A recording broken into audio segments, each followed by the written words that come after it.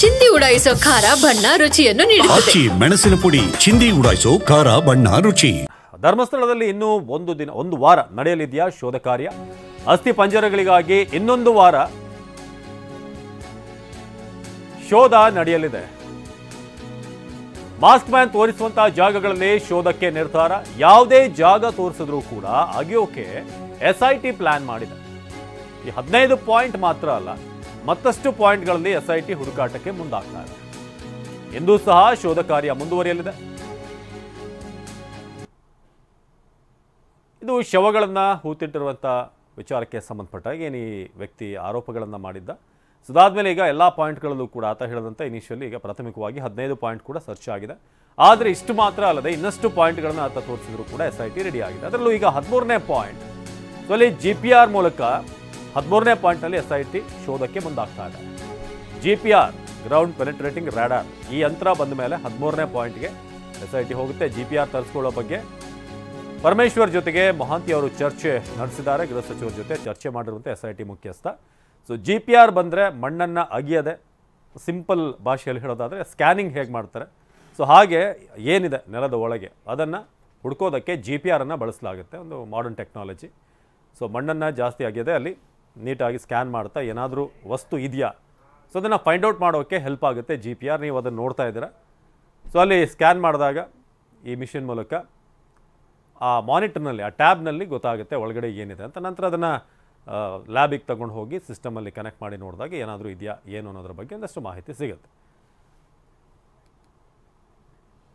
ನಮ್ಮ ಪ್ರತಿನಿಧಿ ಅಶೋಕ್ ಈ ಬಗ್ಗೆ ಹೆಚ್ಚಿನ ಮಾಹಿತಿಯನ್ನು ನೀಡ್ತಾರೆ ನೇರ ಸಂಪರ್ಕದಲ್ಲಿ. ಅಶೋಕ್, ಈಗ ಇಷ್ಟು ಪಾಯಿಂಟ್ಗಳಲ್ಲಿ ಸರ್ಚ್ ಮಾಡಿದಾಗಲೂ ಕೂಡ ಅಂಥ ಮೇಜರ್ ವಿಚಾರಗಳು ಏನು ಬಂದಿದೆ ಅನ್ನೋದು ಒಂದು.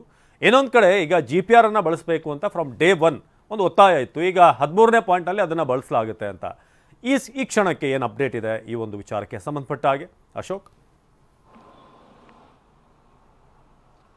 ಅವಿನಾಶ್, ಈಗಾಗಲೇ ಧರ್ಮಸ್ಥಳದಲ್ಲಿ ಶವ ಹೂತಿಟ್ಟ ಪ್ರಕರಣಕ್ಕೆ ಸಂಬಂಧಪಟ್ಟಂತೆ ಒಟ್ಟು 15 ಪಾಯಿಂಟ್ಗಳಲ್ಲಿ ಉತ್ಖನನ ಕಾರ್ಯವನ್ನು ಮಾಡಲಾಗಿದೆ. ಆದರೆ ಪಾಯಿಂಟ್ ನಂಬರ್ 6 ಹೊರತುಪಡಿಸಿದಂತೆ ಬೇರೆ ಯಾವ ಪಾಯಿಂಟ್ಗಳಲ್ಲೂ ಕೂಡ ಮಾನವನ ಆಸ್ತಿ ಪಂಜರ ಸಿಕ್ಕಿಲ್ಲ.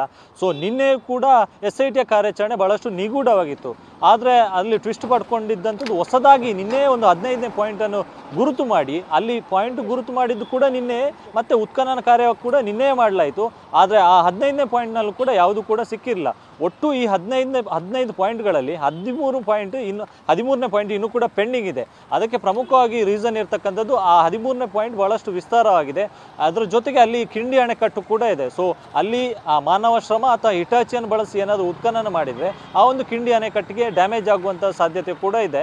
ಸೊ 13ನೇ ಪಾಯಿಂಟಲ್ಲಿ ಈಗಾಗಲೇ GPR ತಂತ್ರಜ್ಞಾನವನ್ನು ಬಳಸಿಕೊಂಡು ಉತ್ಖನನ ಕಾರ್ಯ ಮಾಡೋದಕ್ಕೆ ನಿರ್ಧಾರವನ್ನು ಮಾಡಲಾಗಿದೆ. ಸೊ ಹೀಗಾಗಿ 13ನೇ ಪಾಯಿಂಟನ್ನು ಪೆಂಡಿಂಗ್ ಇಟ್ಟು ನಿನ್ನೆ 15ನೇ ಪಾಯಿಂಟಲ್ಲಿ ಉತ್ಖನನ ಕಾರ್ಯಾಚರಣೆ ಮಾಡಿರ್ತಕ್ಕಂಥದ್ದು.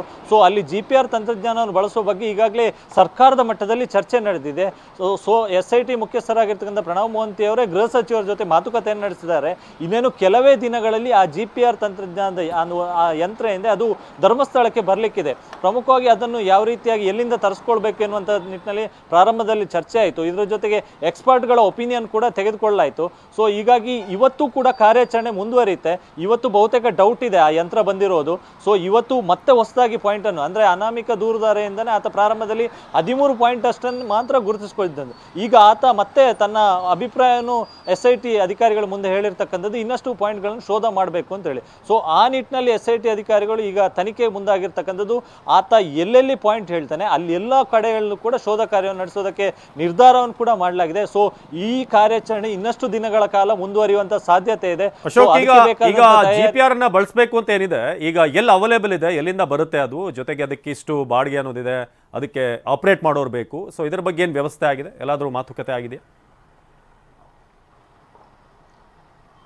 ಹೌದು ಅವಿನಾಶ್, ಈಗಾಗಲೇ SIT ಮುಖ್ಯಸ್ಥರಾಗಿರ್ತಂಥ ಪ್ರಣವ್ ಮೋಹಂತಿ ಅವರೇ ನೇರವಾಗಿ ಅಂದರೆ ಅದರ ಬಗ್ಗೆ ಮಾತುಕತೆಯನ್ನು ಮಾಡಿರ್ತಕ್ಕಂಥದ್ದು. ಒಂದು, ರಾಜ್ಯ ಸರ್ಕಾರದ ಬಳಿ ಆ ಒಂದು ತಂತ್ರಜ್ಞಾನ GPR ತಂತ್ರಜ್ಞಾನ ಹೊಂದಿರತಕ್ಕಂಥ ಯಂತ್ರ ಇಲ್ಲ, ಕೇಂದ್ರ ಸರ್ಕಾರದಲ್ಲಿದೆ.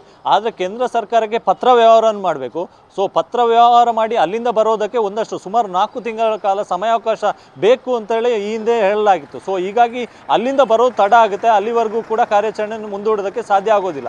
ಸೊ ಹೀಗಾಗಿ ಕರ್ನಾಟಕದಲ್ಲಿ ಖಾಸಗಿಯಾಗಿರ್ತಕ್ಕಂಥ 3-4 ಕಡೆಗಳಲ್ಲಿ ಕಂಪನಿಗಳಲ್ಲಿ 3-4 ಸಂಸ್ಥೆಗಳಲ್ಲಿ ಆ ಒಂದು GPR ತಂತ್ರಜ್ಞಾನ ಹೊಂದಿರತಕ್ಕಂಥ ಯಂತ್ರ ಇರೋ ಬಗ್ಗೆ ಮಾಹಿತಿಯನ್ನು SIT ಕಲೆ ಹಾಕಿದೆ. ಸೊ ಹೀಗಾಗಿ ಬಾಡಿಗೆ ದಿನಕ್ಕೆ ಇಂತಿಷ್ಟು ಬಾಡಿಗೆ ಅಂತ ಇದೆ. ಸೊ ಆ ಬಾಡಿಗೆ ನೀಡಿ ಎಷ್ಟು ದಿನ ಬೇಕು ಆ ಯಂತ್ರ ಯೂಸ್ ಮಾಡೋದಕ್ಕೆ, ಸೊ ಅದರ ಪ್ರಕಾರ ಅಷ್ಟು ದಿನಕ್ಕೆ ಅದನ್ನು ತರಿಸ್ಕೊಂಡು ಬಾಡಿಗೆ ನೀಡಿ ಅದರಲ್ಲಿ ಶೋಧ ಕಾರ್ಯ ಮಾಡೋದಕ್ಕೆ ಮುಂದಾಗಿರ್ತಕ್ಕಂಥದ್ದು. ಇದರ ಜೊತೆಗೆ ಈಗಾಗಲೇ ಉತ್ಖನನ ಮಾಡಿರ್ತಕ್ಕಂಥ ಪಾಯಿಂಟ್ ಏನಿದೆ, ಒಟ್ಟು 14 ಪಾಯಿಂಟ್ ಮೊದಲೇ ಮಾಡಿದ್ದು, ನಿನ್ನೆ ಒಂದು 15ನೇ ಪಾಯಿಂಟ್ ಆಗಿರ್ತಕ್ಕಂಥದ್ದು.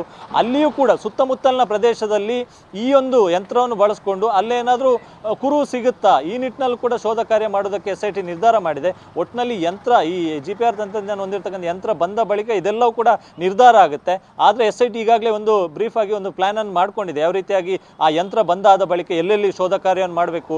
ಆಲ್ರೆಡಿ ಈಗ ಉತ್ಖನನ ಮಾಡಿರುವ ಜಾಗದ ಸುತ್ತಮುತ್ತ ಅಂದ್ರೆ ಸಾಕ್ಷ್ಯ ದೂರುದಾರನಿಗೆ ಆ ಪಾಯಿಂಟ್ ಗುರುತಿಸುವಲ್ಲಿ ಒಂದಿಷ್ಟು ಗೊಂದಲ ಆಗಿರತಕ್ಕಂಥ ಸಾಧ್ಯತೆ ಕೂಡ ಇದೆ. ಸೊ ಆ ನಿಟ್ಟಿನಲ್ಲಿ ಆ ಗೊಂದಲವನ್ನು ಬಗೆಹರಿಸುವುದಕ್ಕೆ ಮತ್ತೆ ಅಲ್ಲಿ ಶೋಧ ಕಾರ್ಯವನ್ನು ಮಾಡುವಂತ ಎಲ್ಲಾ ಸಾಧ್ಯತೆಗಳು ಕೂಡ ಇದೆ. ಅವಿನಾಶ್, ಧನ್ಯವಾದ ಅಶೋಕ್.